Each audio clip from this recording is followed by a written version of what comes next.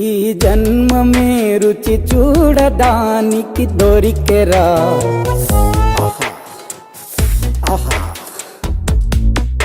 ఈ లోకమే వండి వార్చడానికి వేదికరా.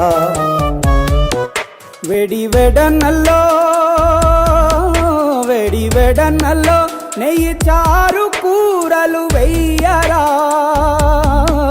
అడ్డ విస్తరిలో 6 రుచులు